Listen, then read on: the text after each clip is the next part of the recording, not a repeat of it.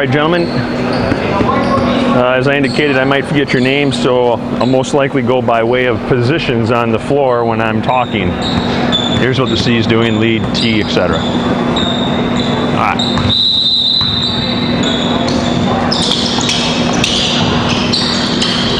All right.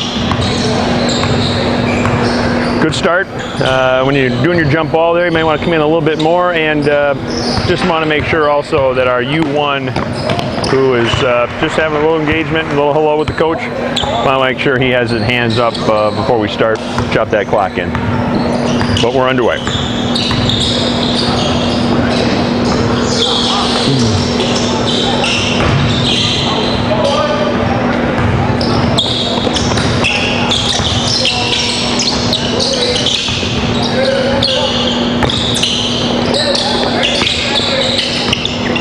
Okay, now take a look at that one, Trail. Just watch that video again, see what you think. I think he may have dribbled, he possessed, and then dribbled again, as opposed to a fumble, dribble, fumble. I think he dribbled, fumbled, dribbled.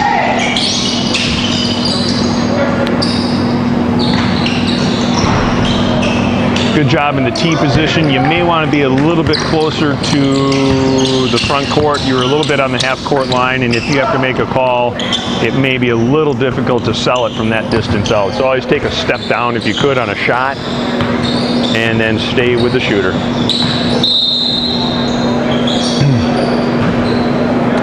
All right, I believe that's Anthony on the lead position. Good job, correct call. Hearing the whistle, then put the hand, open hand up to kill it, and then signal out of bounds.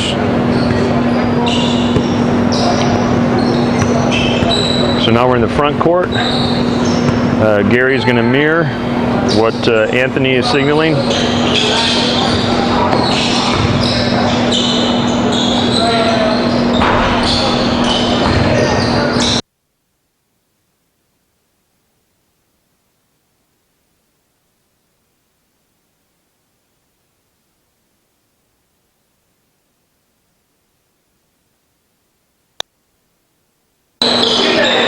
Okay, 17 minutes, 46 seconds. It's 2-0. Defensive stance.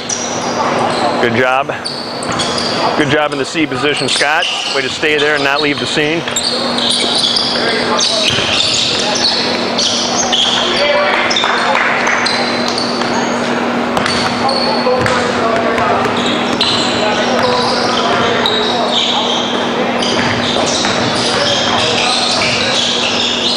Scott is in the C position, as I understand that. So again, you want to maybe get to the free throw line extended.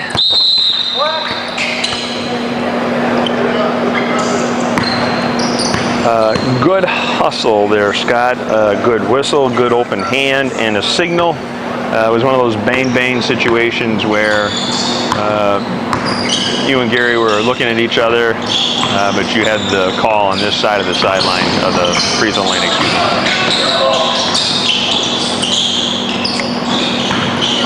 So Anthony, what I might suggest now is you're going to close down at least to the lane line, okay? We want you to be down in the lane line when they're that far over by Scott in that position. Again, close down means to kind of pinch.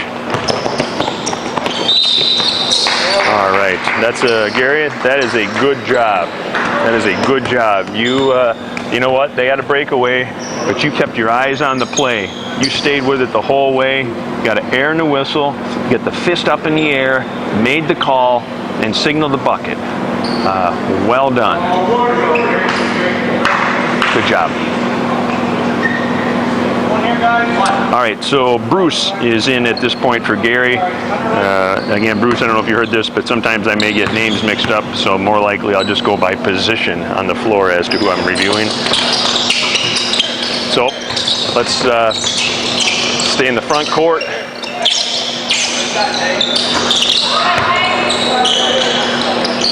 Good mirror. Bruce had the initial signal. Scott mirrored the made basket. Good job. Good job in the T position, Anthony. You signal the three. Now look at you go. Now cut your angle a little bit and save yourself some of those steps. You can kind of cut the angle a little bit towards the baseline. while you keep your eyes on the play coming at you. Good job.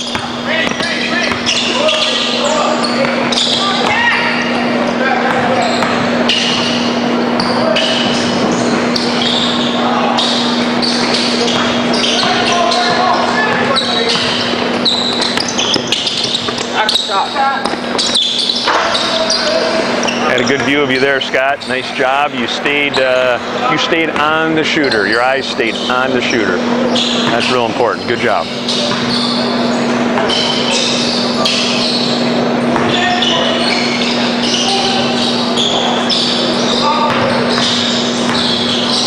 All right, we got rotation on the lead by Bruce. Everybody picked it up. Anthony has the foul, puts air in the whistle, gets the fist up. Good work. And points us out where we're going to be inbounding. As I call that, we're setting the table. We're telling our partners, where are we going to be? What do I have? What's happening? So when he gets done reporting, he's going to turn and everybody's ready to go. That's a good job of setting the table.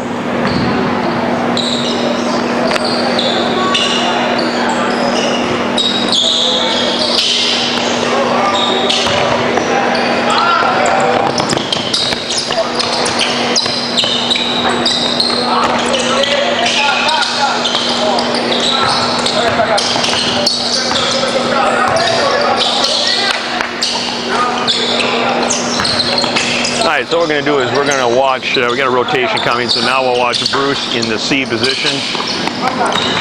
He did signal 3. And a good catch there, Scott. There was a rotation, didn't quite pick up on it right away, but then as you used your eyes, you immediately noticed it and went to the lead position. Very good recovery. Again, I would encourage you, Anthony, as the trail in that situation, to step down a little bit closer to the plate. Maybe take 1 or 2 steps closer to the front court towards the baseline as opposed to staying out too far. If you have a foul call and you're too far away, it's a hard sell sometimes. You may be absolutely perfectly right, but getting in position a little bit better might seal the deal.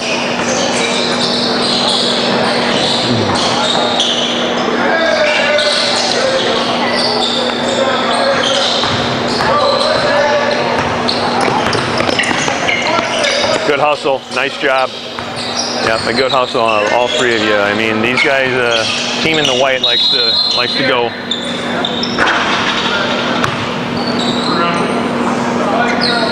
So Bruce, what I would suggest there, nice job. Put the fist up in the air, great. And then just spit that whistle out so we got clarity as to what you're saying. Visually, real well, real well. Also another good thing there, Bruce, you got your high hand in the air and making sure your partners know that you're ready to roll. Who's that trail now? Oh, Gary. That trail? Gary's in now. That was Bruce. Now Gary. Gary's back.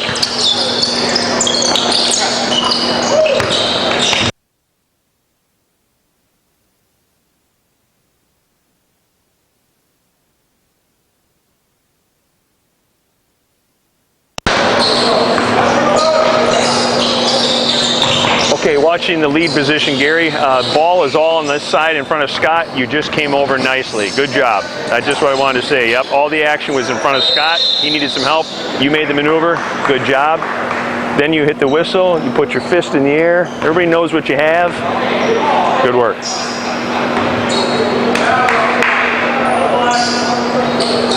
Okay, guys, it's 14-0 White with 11:08 left.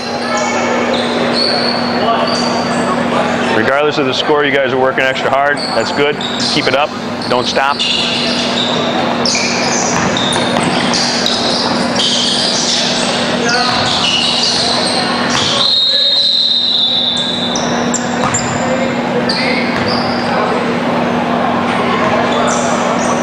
Okay, so Scott picked up that foul in the trail position. There was a drive. A shot was released, I believe, and so may want to just add a little bit to that and just indicate no shot. But did well. You pointed to where the ball was going to be inbounded. Everybody knew what was happening. That's the key. Good work. Anthony? Anthony, good rotation. Nice job. Now he's rotating back.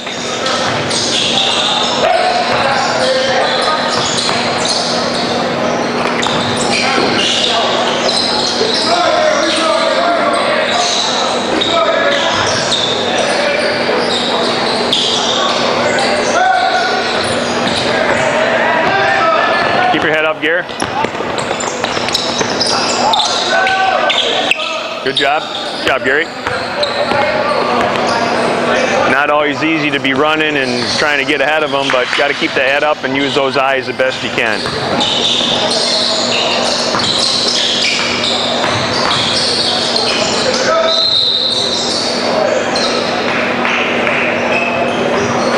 All right, so Gary has a call from the trail position, and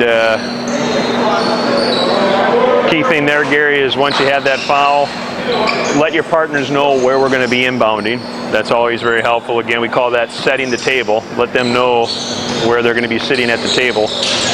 And by you pointing out where the ball is going to be inbounded, that'll take care of that situation. All right. Sauk Prairie Black is on the scoreboard. It's 14-2 with 9 minutes. Quality of play does not dictate the quality of your officiating. You give the best you got all the way around. There you go. All right, so in that instance, again, Scott, nice job. Your lead, you let everybody know verbally and everything else that no shot, baseline.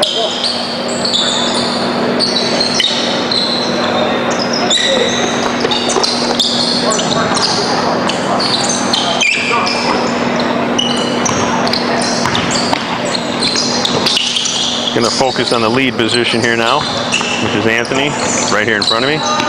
Good job. You see him closing down, then he came out a little bit. Good work. White's still there. Okay, good signal. We know you got a foul. We know we're going to shoot 2. In this instance, because of the rules, we're shooting 1, but either way, good work.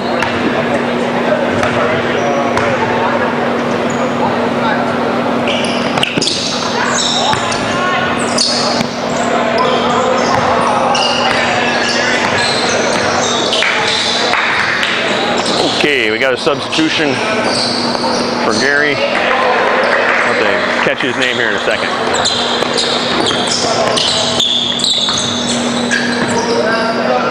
Can you help me with your name? Mark Considine. Thanks, Mark. Mark? Yep. Mark is in the house. So since Mark's in the house, we'll watch Mark here. Appears that we have a dunk there. It appeared to be solid, and Mark stayed with the play. He was hustling to get down. The good thing is you kept your eyes up, you kept your head up, look at what you're doing. You're doing the same thing right now. Good job. That's what you got to do. So, in this instance, Anthony, I don't have a problem with the call. I just want to make sure, though, that you hit the whistle, put your hand above your head, open hand, and then sell it, okay? Boom. Yep, you just saw me. I was talking to you. Good work. Yep. Air in the whistle, open hand, signal. So lucky you got that one on tape.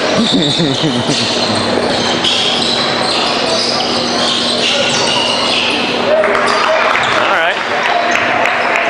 6 minutes, 16 seconds, 18-4.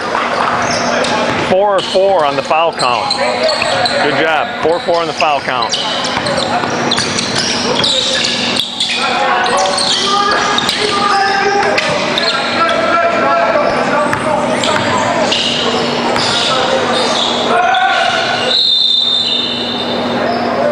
Scoreboard was a little bit off. It's 18-6 after further review. 18-6. Mark, good job. That was your sideline. Put air in the whistle. Open hand. Signal with this one hand. Nice job.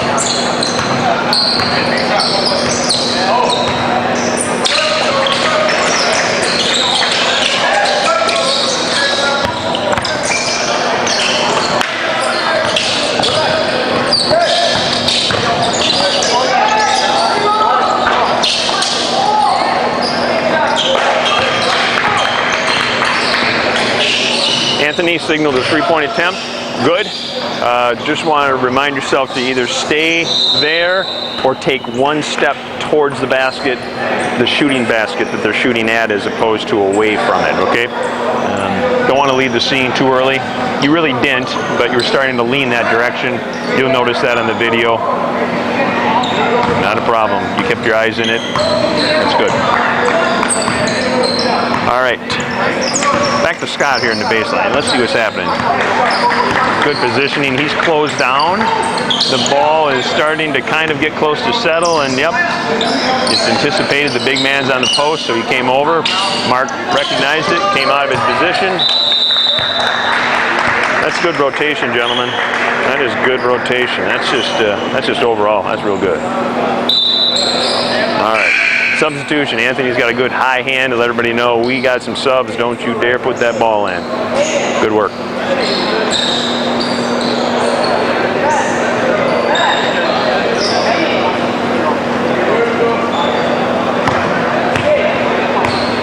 Anthony, again, I'm just starting to nitpick, okay?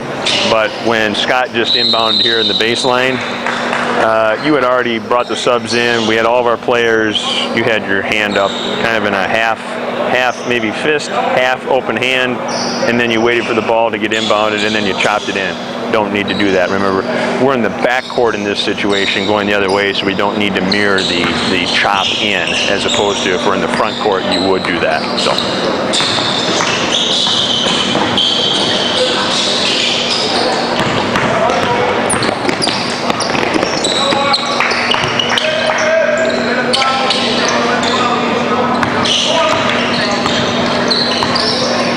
Okay, Gary's back in the lineup here, and he's in the lead position.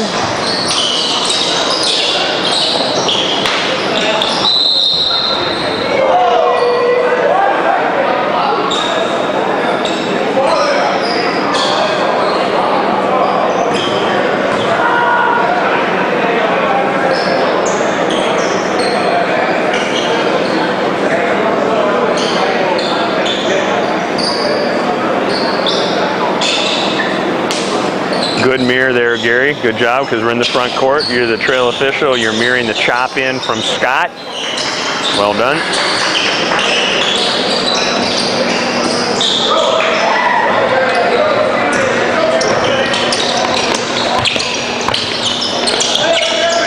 Okay, we got to rotate a little bit here. We got a little bit off out. Okay. Okay, so watch that part of the video. We ended up with 2 leads, and Gary was pinched because Scott was still on his side. And Anthony saw that. He worked his way out. He was coming out good. That's the way it has to work in that situation, because Gary can't go anywhere. The only alternative would be is that Scott is the tail of the kite. He could have maybe come across to the other side. Then Gary would have to recognize it, go up into the C position, and Anthony would have remained at the lead. Anthony did the best he could there in that situation. One other thing, as we go back down the floor then, Anthony has the foul call from quite a distance, and it seemed to be on the other half of the floor, more so in Scott's primary. It's just a tough call from that distance. I'm not saying you're wrong. I'm not saying you don't make the call, but we try to get in the best position possible. Okay, thank you.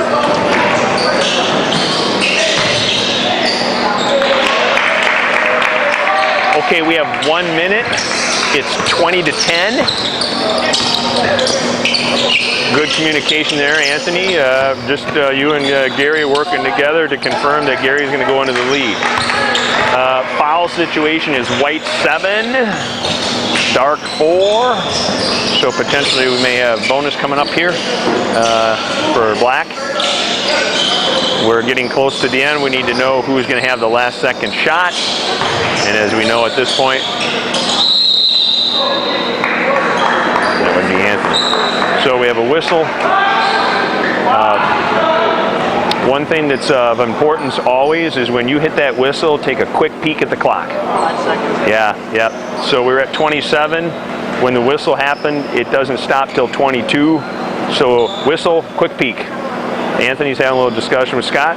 He may have some definite knowledge, and that's a good thing.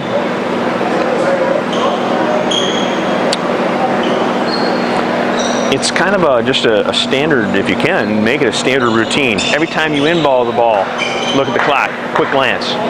Every time you hit the whistle, quick glance. You guys nailed it.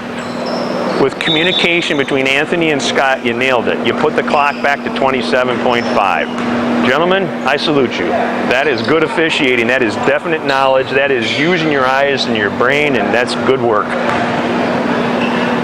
That is perfect. Okay. Yeah.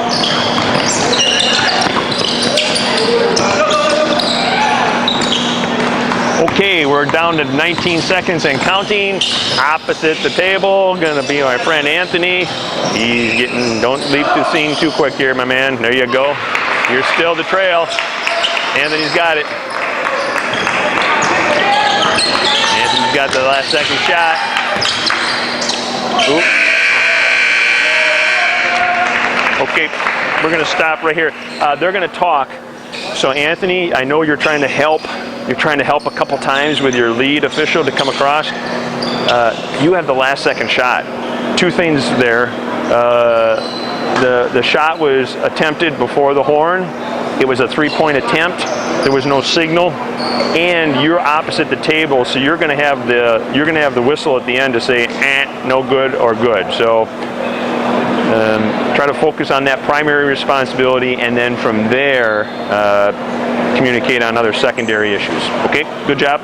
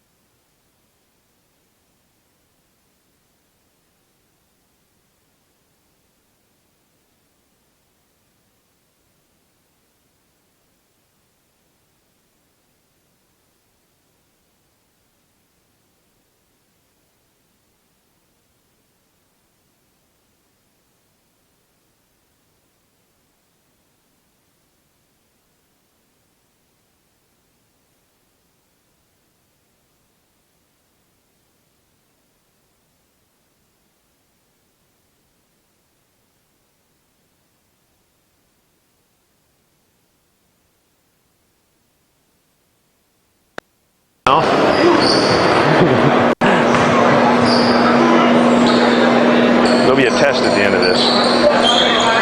Okay. Bruce, Mark, and Sean.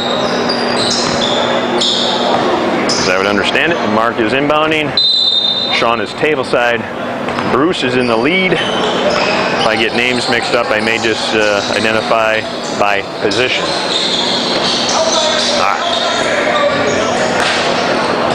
So, we started out second half.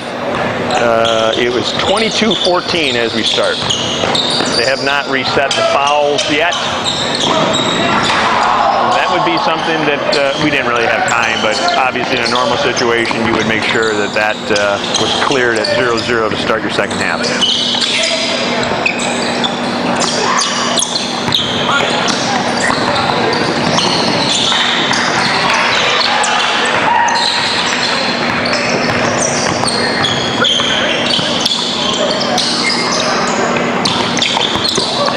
Mark is closing down.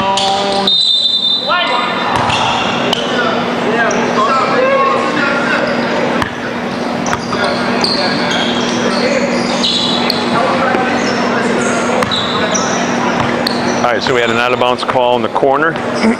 Mark then inbounded.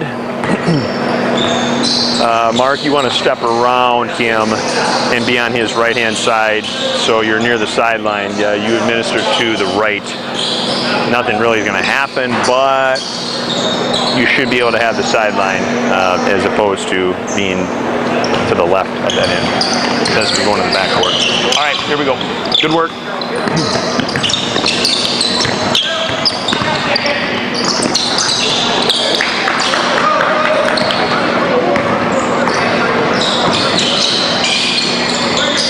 All right, so we're going to take a look here and watch Sean a little bit and focus on him in the trail position right now. Good job. A three-point attempt signal. Steps down towards the basket, stays with the shooter, signals the made basket.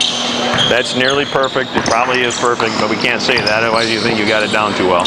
All right, we just rotated, and Bruce did pick up on it. And, okay, here we go. We got a breakaway, so we got some speed and accuracy taken on here. Everybody hustled very well. Good job.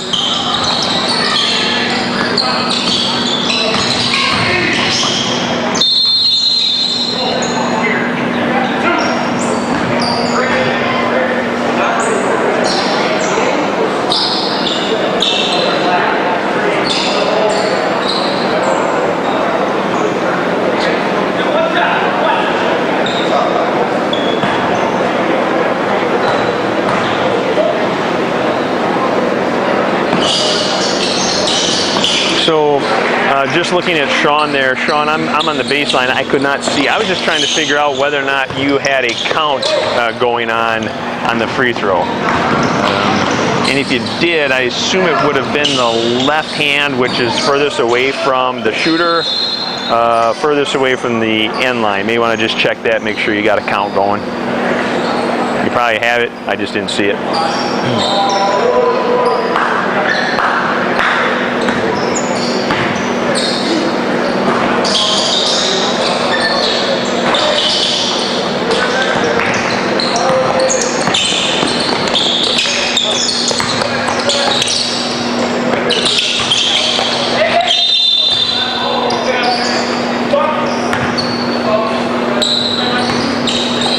Good bump and run situation. Mark has the call, whistle, hand in the air, signals the violation, signals the direction.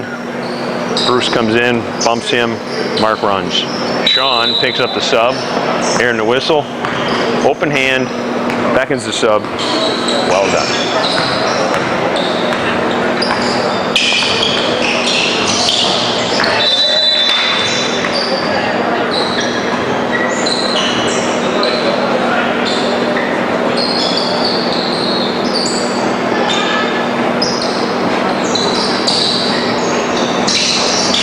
Sean, I'm just going to make a reference point. I noticed that you like to put the thumb up in the air to let them know you're ready to roll.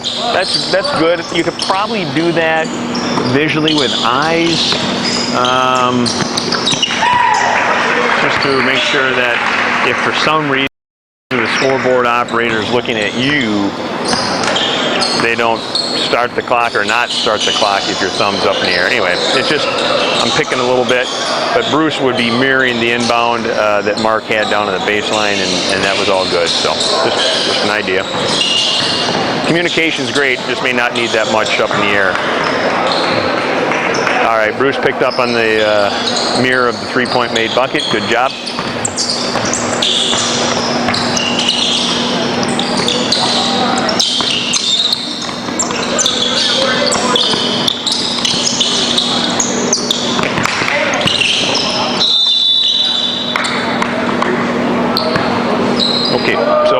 had in that situation is Bruce is closing down, which he's supposed to. Play is going away from Mark. There's contact. Both have whistles. Mark has an open hand violation. Bruce has a fist. Not a problem.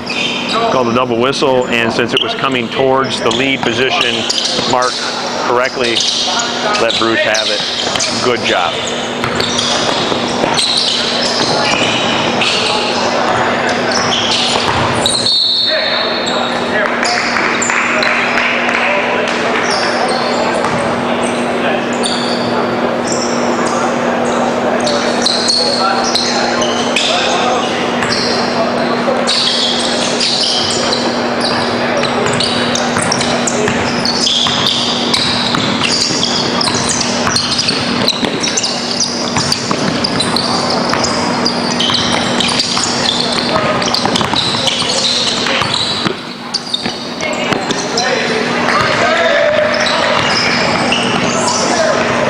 Good patience there, gentlemen.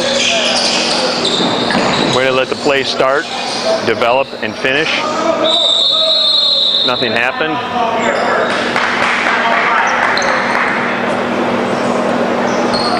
So with 13:18, want to just check the clock. It is still running at this point, but maybe we do that. They shut her down.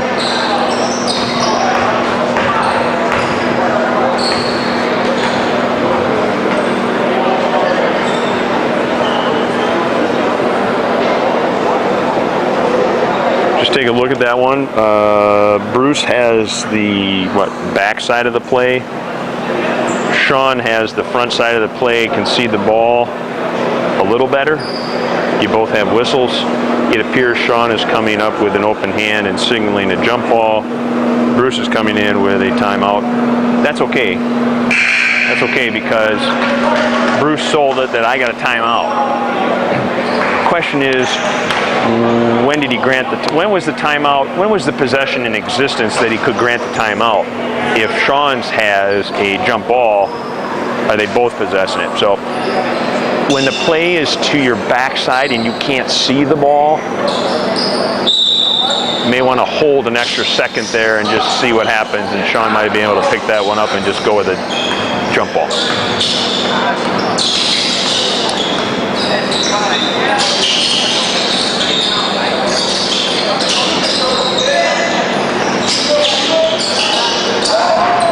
Sean was lead. There was a skip pass all the way over to the C position where Bruce was, and Sean, good job on closing down.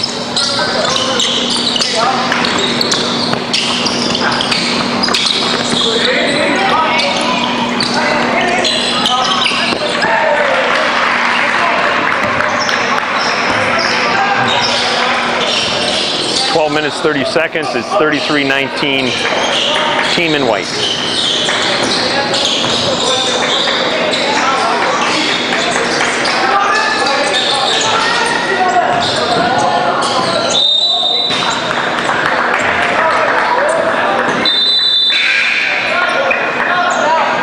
Okay, so we got a rotation situation right now where Mark is beckoning in, and yet Sean is down on the strong side with Mark. So Mark should just keep coming down, give it up to Bruce. Bruce will beckon him in.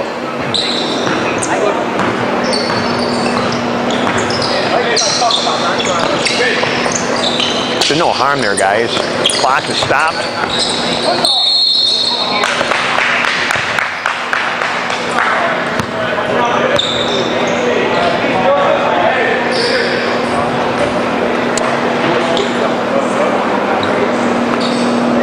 Bruce is the C, has a player control foul. He was patient in his whistle. He waited an extra second. Nobody else had anything. He was able to see it coming towards him. That's kind of what I was talking about with that jump ball where he couldn't see what was happening on the jump ball. On this one, he did see what was happening because the play was coming towards him. So it makes it easier for him to see that. Good job.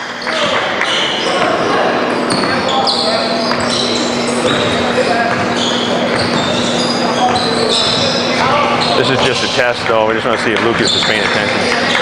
Oh, yeah, he is. Wow, he gets good credit. Woo, that guy's all over it. Jeez. You can't fool that man. All right. 33-21, 10:44. We're breaking to town. All right, we got double whistle. We got two hands in the air, and Sean is making the travel call. Well done. Well done. Okay.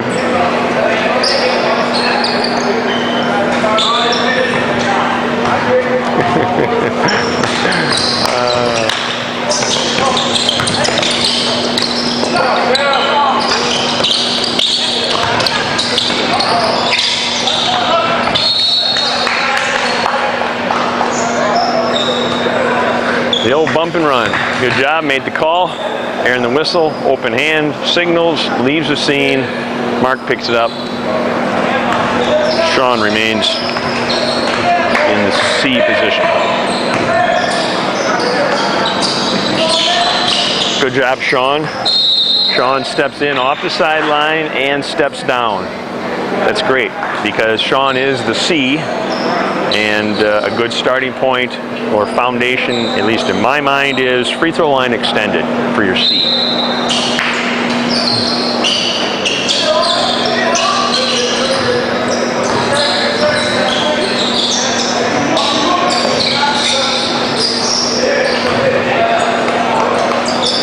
Good attempt.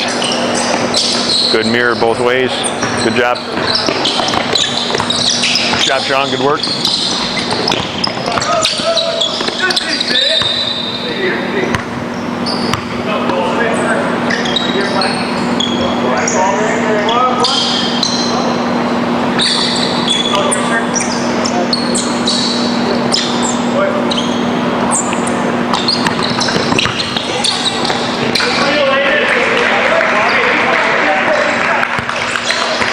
Sauk Prairie's chipping away here with 8:44.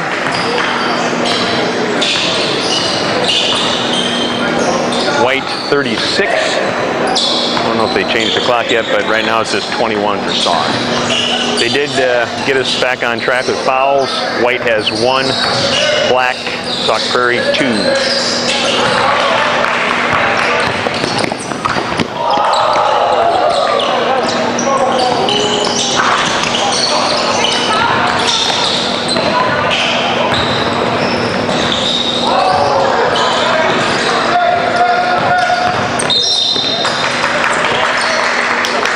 Go, go, go routine, gentlemen. Stayed with it well. Patient on the whistle. In this instance, patient on the no whistle.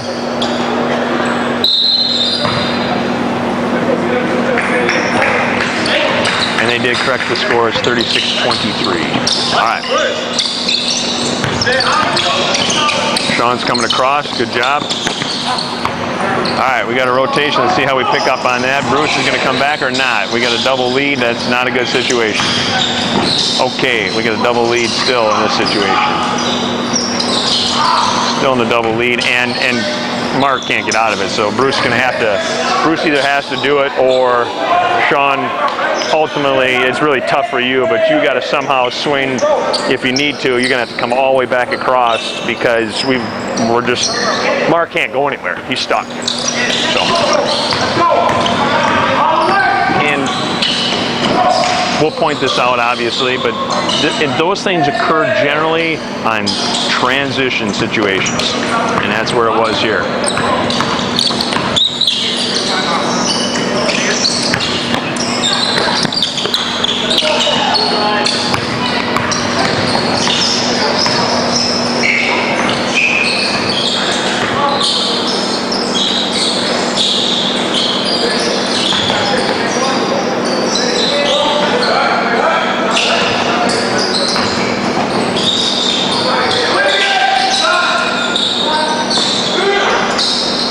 Good job, Bruce. When that shot went up, you signaled it, and you took a step down towards the basket, and you stayed with the shooter. That's exactly right.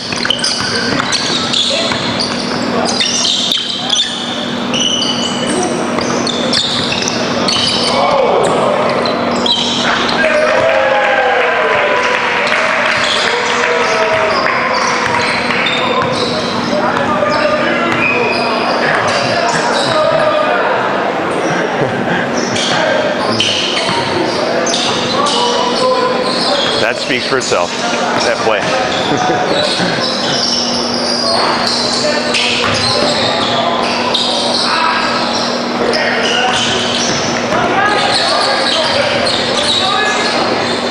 Yeah, good job, Bruce. I know you're hustling extra hard to get there, but you use your eyes and your mind and you go, oh yeah, I got to get back there and help. So good job to recover. Good job to recover.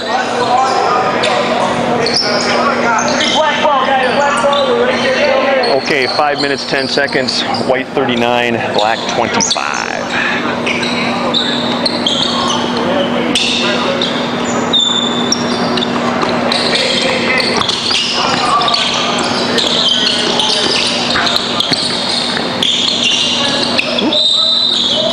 That's a good job, Sean. Yeah, because if we don't call a foul in that situation, the next swing of the elbow is going to not be good.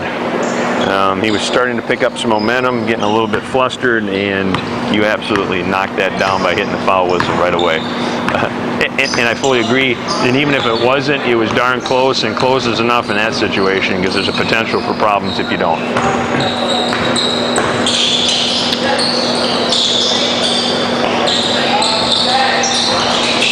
All right, Mark. Okay, now Bruce is going to pick up on that. So what I want to say there is that, Mark, your primary is the shooter, and you got to bring the shooter down to the ground. And in this instance, there was some engagement there. So got to stick with that. Yeah.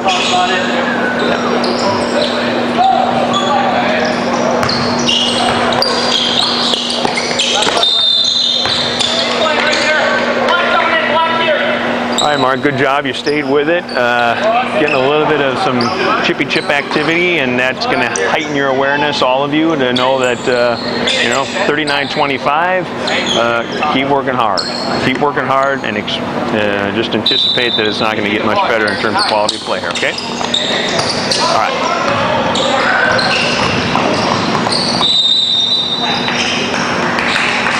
Sean, nice job. There was some contact, but it was after the offensive player lost the ball. So you put air in the whistle, signal an out of bounds call. That's perfect. To do anything else would have penalized the defender when the offensive player just couldn't hold on to the ball. Nice job.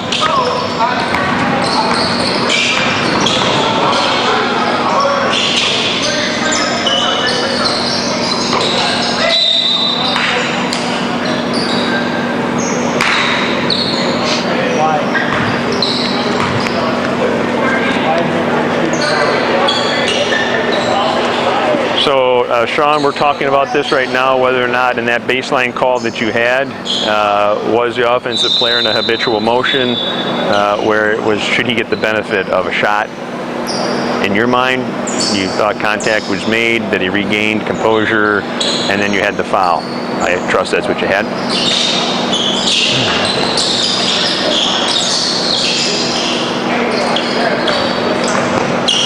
2 minutes, gentlemen. 39-25. Fouls are 4 apiece. You'll want to know all that, of course, just as we get closer to the end, whether we're going to get in a bonus situation. Mark, you may want to swing over, and there you go. Well done. Well done. Bruce is going to stay there. Good job. You know, he didn't back out. He stayed with the shooter. Stayed with it, even though he had an extra hustle and the way to get down here. He did it. He did it the right way.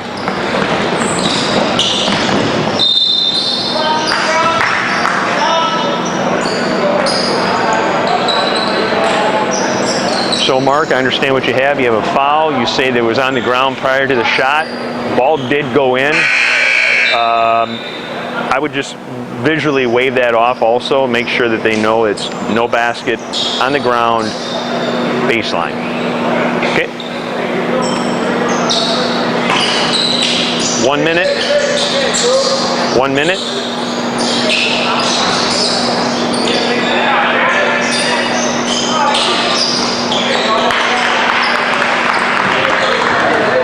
Going to be preparing ourselves for the last second shot. Want to communicate that the best we can.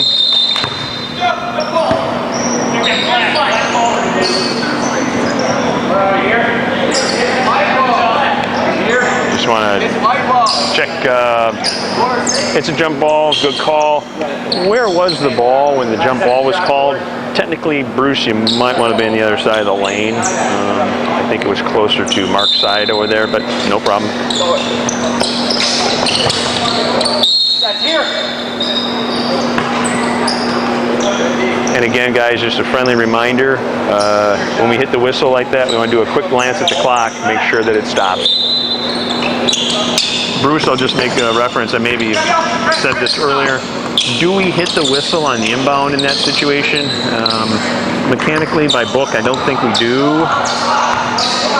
Clock, again, also didn't start. So whenever we inbound or whenever we have a dead ball, it's just a quick glance at the clock. Beep, beep. Stop, start, stop, start. Okay. 39:25, clock's at 25. Opposite the table is going to have the last second shot, which in this instance is going to be our friend Sean.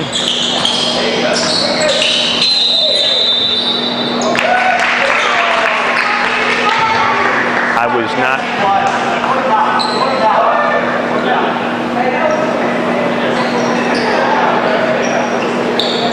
I wasn't watching, Bruce. I assume that you visually had a good 5-second count. And great. All right, opposite the table, Sean.